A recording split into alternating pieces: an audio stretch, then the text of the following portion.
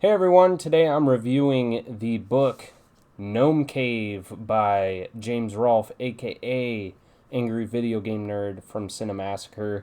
Uh, so I started this book last night and I was expecting to finish it in a few days, and I ended up reading the entire book in one sitting. Took me about 2.5 hours. It's a fairly short book, as you can see. Um, it's a little under 90 pages, I believe. Um, yeah, not too long. It's about the size of a Goosebumps book, maybe even a little bit shorter than that. It's a horror fiction book. So the book has a dragon in it. It's about. I would like to think that this has something to do with James Rolfe's obsession or I guess fear maybe or whatever of dragons. I know he made a video obviously a long time ago, years ago, called "Dragon in My Dreams," which is about this dragon in a park that James has a lot of fondness or sentimental nostalgia for visiting when he was a baby, I guess, and he went back and revisited it before it shut down, before they took it out and renovated the park. So I don't know if that has anything. I would assume it has something to do with why he chose to make this book about a search for a dragon. I mean, it all makes too much sense for it not to be about that or have something to do with. Uh, I don't know if it. I would say it has anything to do with it directly, but at least an inspiration for the book, which is fine. I mean, I like the jokes. Don't get me wrong. The Cinemasker Truth jokes and the memes and stuff are fun. The dragon in Mud Dreams. They even he even made the dragon. There's a part. Well, I don't want to spoil anything, but the color of the dragon is.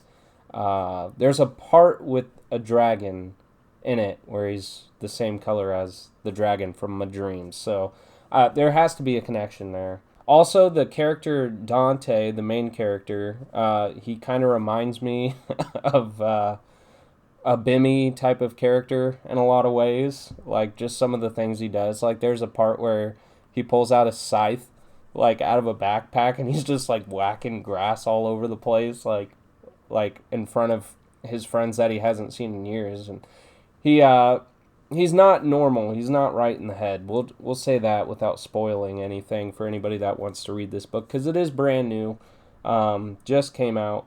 So what is this book about? Well, I'll go ahead and just read the back to make it easier, so I don't have to explain anything without risking spoiling stuff because I can be kind of bad about that. Growing up doesn't mean outgrowing the fear. 30 years ago, Dante and his friends dared to ride the notorious Gnome Cave, a theme park attraction known for its cheerful gnomes and infamous for its terrifying finale, a dragon, so dreaded it led to the ride's closure. When Dante's own fear stopped his group from confronting the beast, their adventure ended prematurely, leaving him with a lifetime of regret. Determined to rewrite the past, Dante reunites with his old friends to explore the new abandoned park and finally finish the ride. But what has been lurking in the shadows for decades is far more sinister than childhood nightmares. Dante's redemption may cost his friends more than they ever imagined.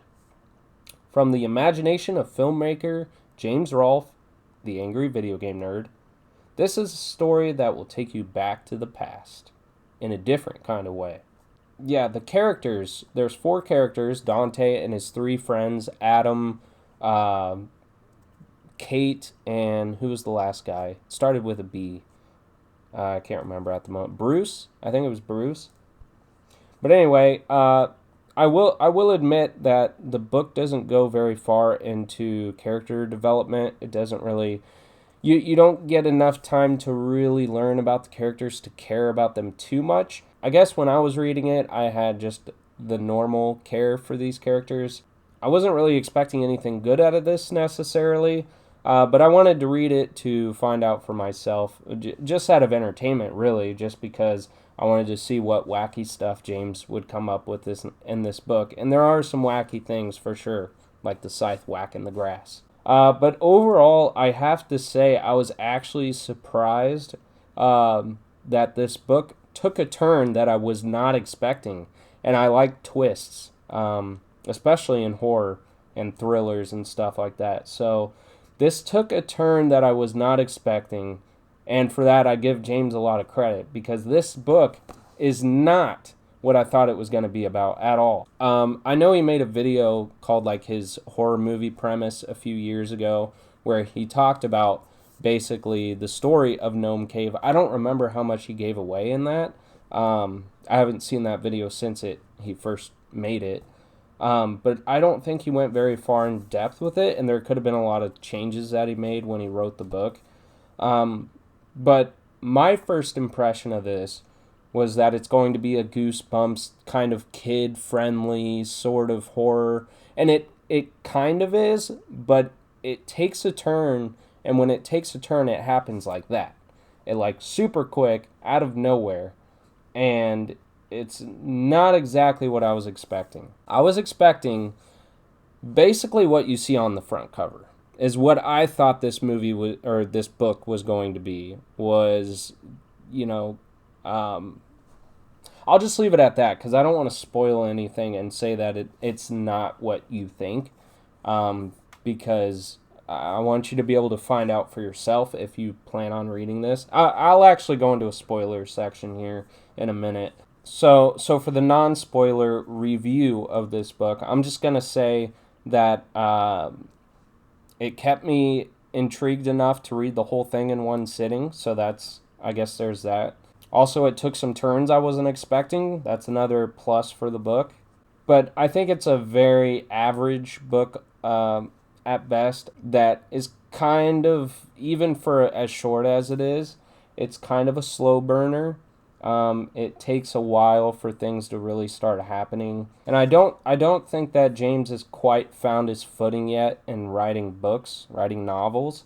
Maybe it's something he'll get better at with each book if he continues to do this. I hope he does. I like, and we can laugh all we want about Cinemassacre and all that, but at the end of the day, I think that it's nice to see something different from James that isn't Rex Viper, and that doesn't have anything to do with Screenwave. This is just James doing what he does best, which is telling stories. And that's kind of what I like the most from James, is seeing him do that kind of stuff. When he talks about stuff he's passionate about, movies, doing Monster Madness and stuff like that. I mean, I like The Nerd too, and Board James and all that, but I think the AVGN has gone downhill in quality over the years. Not in camera quality. I don't mean production quality. I mean, as far as there's only so much you can do with it, and I think it's gone stale over the years. Just it's kind of all the same stuff over and over, and I don't really like the big epic like stories that are thrown in there. I like the simplicity of the older episodes for the most part, where it was just reviews and stuff. But anyway, that's Gnome Cave by James Rolfe. It's a short book. You can read it in about 2.5 hours is how long it took me to read it. And it's a fun little book that takes some unexpected twists and turns. And I recommend reading it for sure. I wouldn't say that it's a great book, but I would say average. All right, so spoilers. All right, so like I said, it is not what I expected it to be. I expected this to be animatronics come to life and kill the victims, or like hunt them down. They go into the mine and then they come to life and try to kill everybody. That is not at all what happens in this book. What ends up happening is Dante, the main character, first the characters all get murdered. All of his friends get murdered. And you're like, what the heck? I thought that, okay, the animatronics are coming to life. No, it turned out to actually be Dante, who killed all his friends because they were trying to escape. They were trying to leave the cave. and he didn't want them to leave because he's nuts. He wanted them to finish the journey that they once started when they were kids, and they made a vow to see the dragon because they missed the dragon the first time around when they discovered or when they first rode this ride, this minecart ride at an amusement park. And there's two paths they could take. They could either see the dragon or they could turn and pussy out, basically. And they pussied out when they were kids, and it just so happened to be the last season of this amusement park, so it shut down and they never got the chance to see the dragon. There was only rumors about the dragon. Nobody ever actually confirmed that it existed. There was only rumors from other kids, and apparently it was so scary that this had a lot to do with why the park was shut down. So towards the end of the book, Dante takes his dead friends to the dragon spot, and his friend Kate ends up actually being alive. She was just unconscious, and she fights Dante and tries to stop him. Basically, she runs away and escapes, and Dante ends up dying. This is where I get confused, so I would like comments down below, please, if you've read this book. Give me some insight on this, because I was a little confused by the dragon, basically. So Dante goes into the room to see the dragon, and it's a green dragon, and it looks goofy, and it's just a painting on a wall. And he's like, this is it? This is the scary dragon everybody was talking about? And then all of a sudden, something comes down from the ceiling or whatever, and the way that the book described it is it was like a deer head shape. It looked like a deer head skull, and it was all red, and it had scales. And I was like, well, that doesn't really sound like a dragon. I mean, maybe. And then all of a sudden he dies. It doesn't say what happens to him. He just screams.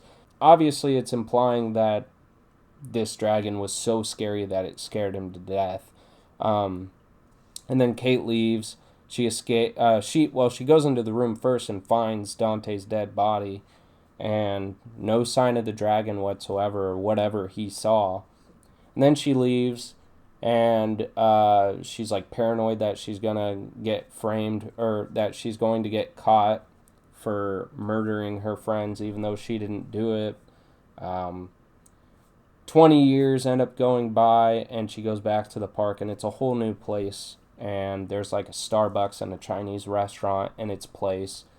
And she goes into the Chinese restaurant, and she sees a dragon, like, you know, those Chinese dragons. It was like wrapped around a pole, and the way that the book describes it is it looks like one of those generic dragons with, you know, with the mustache, and it's gold. So it doesn't even look the same way as it was described, whatever Dante saw. It was described totally different. So it's not the same thing. And basically the book just ends there with her freaking out because she sees the dragon, which is in a Chinese restaurant.